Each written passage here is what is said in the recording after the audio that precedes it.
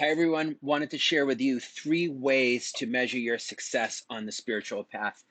This is Erik with Awake Mindful Living. Let's jump in. So many of us, when we're on the spiritual path and we're growing and we're doing our work, say it's around anxiety, for example. I feel anxious. I want to not feel anxious. So there's your example, right? It could be any emotion, anything like that. So instead of measuring it so black and white as I'm anxious or I'm not anxious, what I want you to do so that you feel a feeling of success and growth and achievement, which is so good for the brain, right? You need to think of it in a totally different way because it's not black and white. That's not realistic. You're not going to all of a sudden from doing some meditation practice or other teachings just feel not anxious. It's just crazy, right? So how I want you to measure success moving forward, which will make you actually feel good, is to notice how often do you go into that place of, say, in this example, feeling anxious. So how often in a week, say, you could journal about it, right?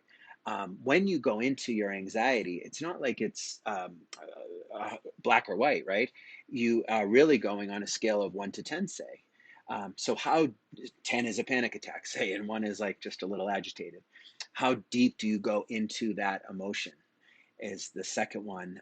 So say it's some weeks it's an 8, and then the next week you're making progress. And usually when you go in, you're only hitting a 5, say. So those are the first two. Is how often do I go in? How deep do I go into that destructive emotion?